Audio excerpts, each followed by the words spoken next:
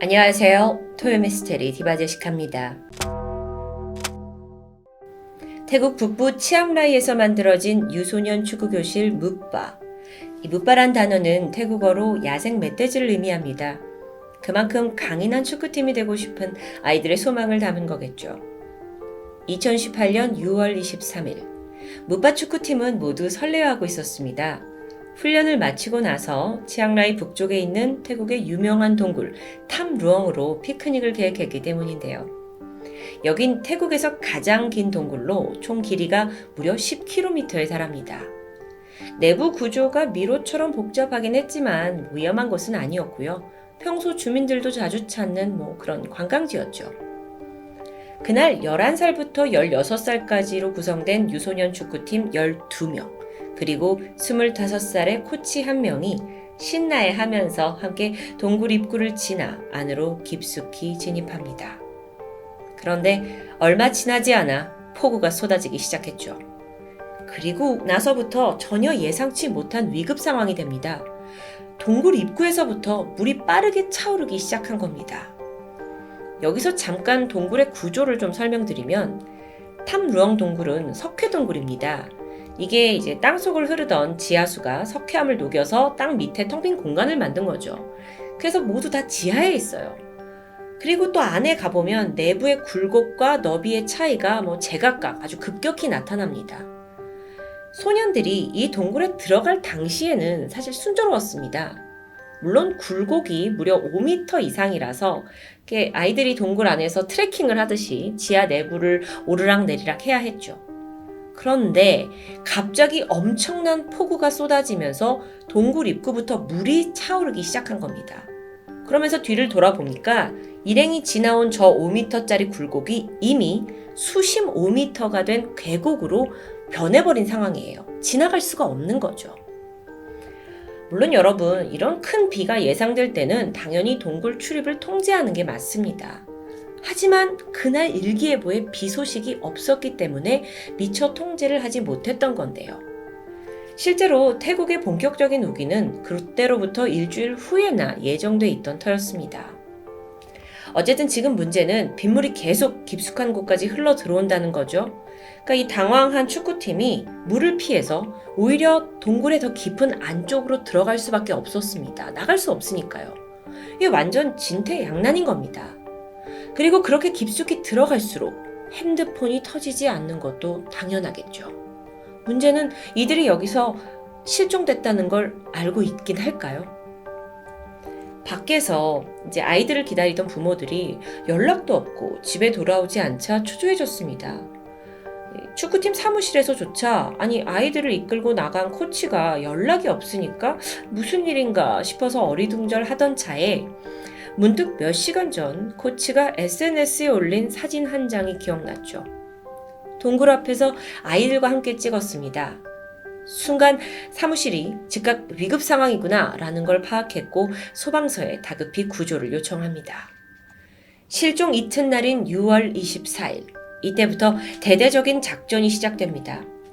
해군 소속 네이비실과 경찰, 소방대원까지 총 1000여 명이 합동 구조에 투입돼요. 그런데 문제가 있습니다. 일단 동굴에 진입하는 것조차 난관이었죠. 일부 구간이 아예 물로 다 꽉 차 있어서 평범하게는 들어갈 수가 없는 겁니다. 그래서 잠수 장비를 장착한 전문 다이버가 동원이 되는데 또 다른 난관이 있었어요. 들어가 보니까 물 자체가 다 흙탕물이어서 한 치 앞도 보이지 않는 겁니다. 이렇게 들어갈 수조차 없는 답답한 상황 속에서 시간은 계속 흘러갔죠.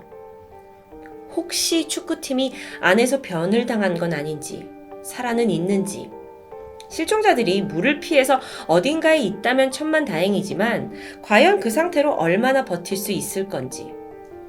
불행 중 다행인 건 동굴 안에는 물이 넉넉히 있죠. 그리고 또 이 석회암이 바위에 구멍이 많아서 산소가 충분히 공급될 수 있는 구조입니다. 그러니까 분명 사람만 있다면 어느 정도 버틸 수는 있다는 얘기죠. 누가 뭐래도 빨리 구해내는 게 급선무였습니다. 한편 지상에서도 수색 작업은 계속됐습니다. 혹시나 이들이 다른 출구로 나왔을지도 모른다 라는 기대 때문에 동굴이 통하는 이 산속 곳곳을 다 뒤지게 돼요. 심지어 동굴과 좀 가깝게 연결된 땅까지 뚫게 되는데요. 자, 여러분 지금 보시는 사진이 전체 탐루엉 동굴의 구조입니다. 산을 가로지르고 있는 이 길고 긴 석회 동굴, 이 속에 도대체 어디에 묻바 축구팀이 있는지 외부에서는 쉽게 알 길이 없었죠. 답답합니다. 그렇게 실종된 날로부터 3일째가 되면서 미국, 영국, 호주, 미얀마, 라오스 여러 국가에서 석회 동굴의 특이성을 잘 알만한 추가 전문 구조인원들을 파견하게 돼요. 그러면서 이 사건이 전 세계적인 주목을 받게 되죠. 여러분도 아마 기억하실 텐데 사건 당시에 굉장히 글로벌하게 보도가 됐는데 그 이유가 워낙 여기가 구조해내기 특이한 곳이기 때문입니다. 그런데도 상황은 답답했어요. 그렇게 무려 열흘이 지난 7월 2일입니다. 영국에서 온 동굴 전문 잠수부 2명이 내부로 투입합니다. 여기는 일반 잠수부들이 갈 수가 없는 곳일 만큼 아주 험한 곳이죠. 이들이 컴컴한 동굴 바닥을 기어서 급류를 타고 무려 내부 5km 지점까지 들어가는 데 성공해요. 그리고 거기에서 마침내 그토록 기다리던 인기척을 느낍니다. 실종자 13명 전원을 찾아낸 겁니다. 발견 당시 13명 전원은 물로 둘러싸인 언덕에 웅크리고 앉아 있었습니다. 영국 대원이 물속에서 딱 나타나자 소년들이 너무 반가워하면서 영어로 헬로우 하고 인사를 건넸다고 하는데요. 딱 봤을 때 이들은 건강상에 큰 문제는 없어 보였습니다. 다행이죠. 오히려 아이들은 이 구조대원에게 우리가 도대체 여기 얼마나 오랫동안 있었던 거냐, 그리고 언제 나갈 수 있는 거냐 적극적으로 질문하기도 했습니다. 자, 그렇다면 이제 이들을 밖으로 빼내기만 하면 될 텐데 근데 이게 또 보통 일이 아니었습니다. 일단 동굴 입구까지 돌아가려면 잠수부들이 온 것처럼 물에 완전히 잠긴 채 긴 구간을 수영하고 잠수해서 지나가야 했죠. 물론 그들 옆에는 숙련된 잠수부가 함께 할 겁니다. 하지만 마침 그 중간 경로에 아주 폭이 좁은 구간이 존재해요. 마의 구간이죠. 이때만큼은 생존자 혼자서 잠수를 해서 지나가야 합니다. 문제가 뭐냐면 이 아이들 중에서 수영이나 잠수를 제대로 할 수 있는 사람이 별로 없었다는 점이죠. 아니면 혼자 이 구간을 빠져나오는 게 뭐가 그리 어렵냐라고 이제 쉽게 생각할 수는 있을 텐데, 여러분 이 구간이 아주 좁고 구부러져 있어요. 그래서 여간 빠져나오기 힘듭니다. 좀 사진을 보시면 이해하실 수 있을 텐데 산소통을 메고는 나올 수가 없어요. 그래서 산소통을 빼고 나와야 돼요. 근데 이게 아이들한테는 결코 쉬운 일이 아니죠. 목숨을 걸어야 합니다. 이것 때문에 동굴의 구조가 계속 지연될 수밖에 없었던 겁니다. 아니 그럼 이걸 어떻게 해결해야 할까요? 일단 이 잠수부 구조대가 급한 대로 아이들한테 잠수 교육, 수영 교육을 시작했습니다.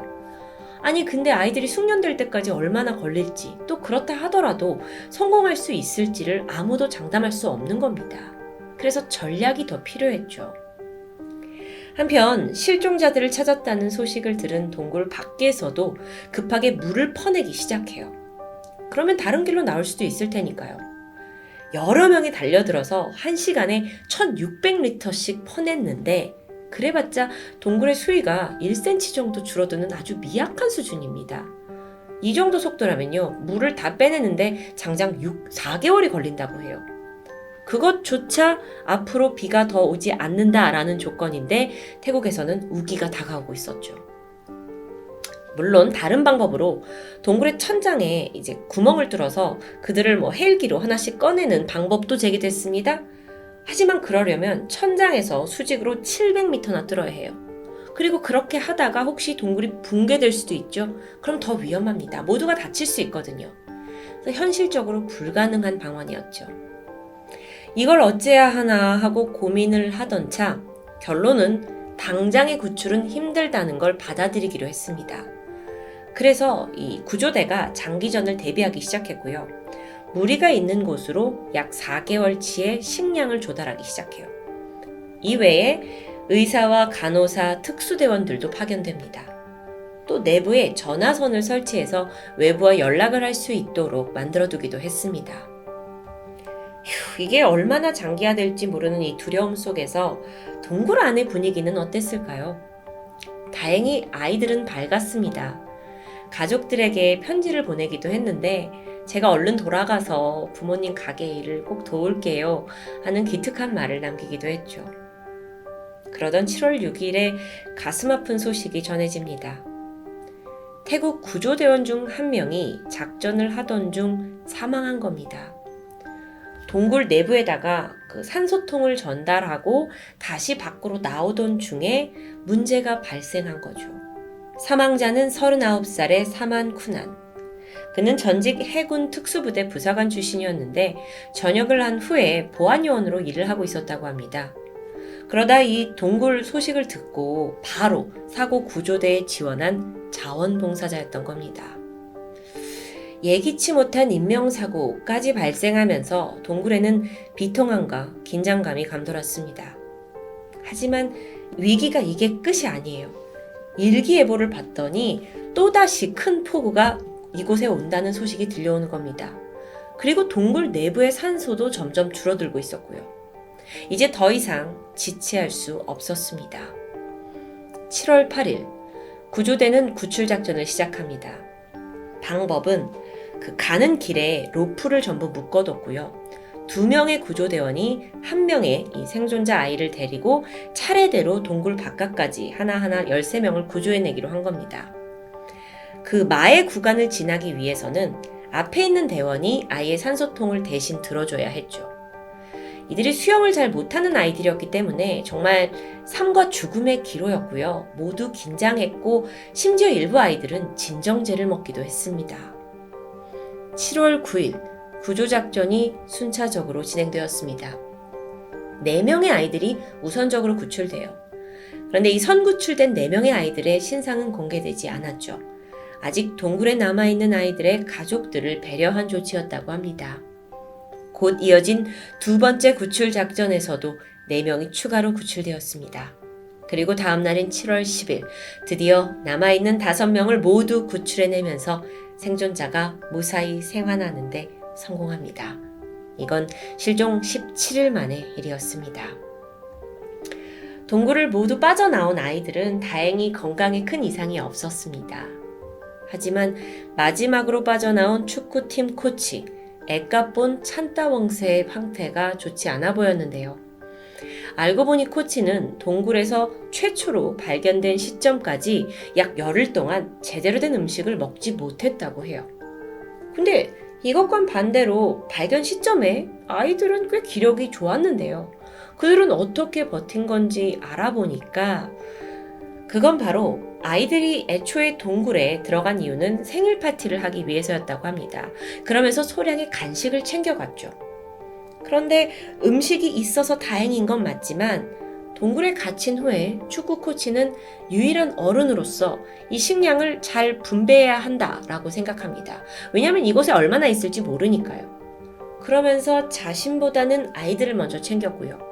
정작 본인은 간식을 단 한 입도 먹지 못하고 오직 물만 마셔가면서 버텼다는 사실이 전해지죠. 저는 이게 너무 감동이고 정말 참된 어른의 배려가 아니었을까라고 생각이 드는데요. 코치의 지혜와 활약은 더 있었습니다. 아이들이 목이 말라서 물을 마실 때도 바닥에 있는 건 절대 마시지 마라. 천장에 맺혀 있는 것만 마셔라 라고 지시했습니다. 혹시 모를 세균 감염을 걱정한 겁니다. 또한 동굴에 있는 아이들이 이제 무섭다고 엄마가 보고 싶다고 이렇게 공포에 떨 때면 다 같이 축구팀 구호를 외치게 하거나 또는 명상을 하면서 모두가 긍정적으로 생각할 수 있도록 유도했습니다. 또 아이들이 에너지를 아낄 수 있도록 잠을 꼭 자두라고 건강도 챙겼죠. 그의 나이 겨우 25살 청년입니다. 그가 이렇게 위급한 상황에서 리더십이 있고 또 침착하게 행동할 수 있었던 이유는 어린 시절에 승려 생활을 경험했기 때문이라고 밝혔는데요.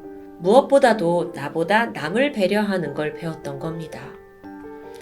한편 후에 알려진 바에 의하면 이 코치는 미얀마 출신으로 난민입니다. 그래서 태국 시민권이 없는 무국적자였죠.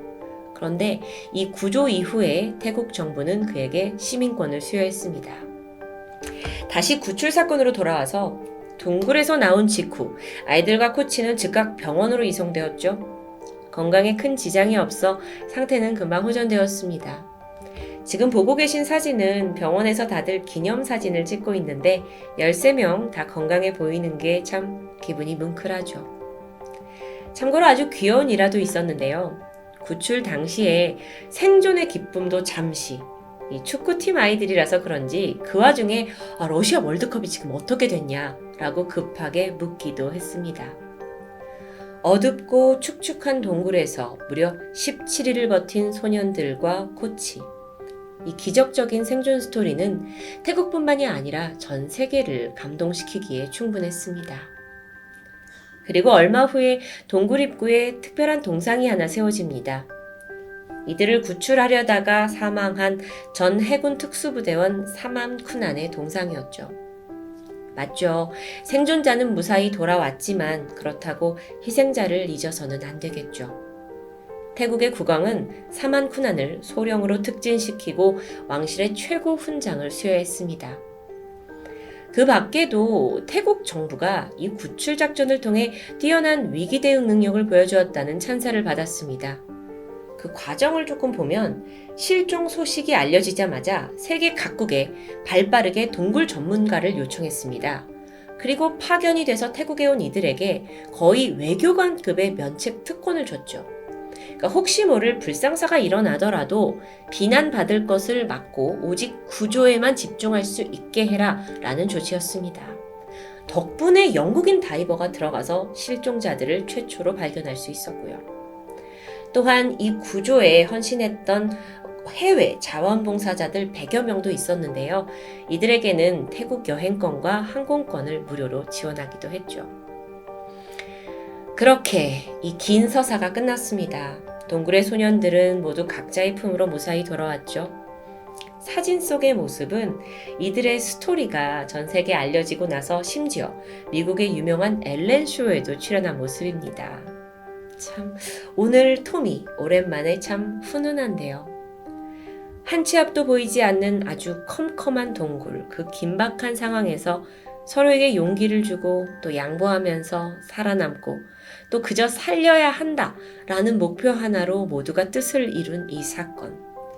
뜨거운 인류애를 잘 보여주면서 우리 사회는 물론이고 또 전 세계 많은 이들에게 귀감으로 남아 있습니다.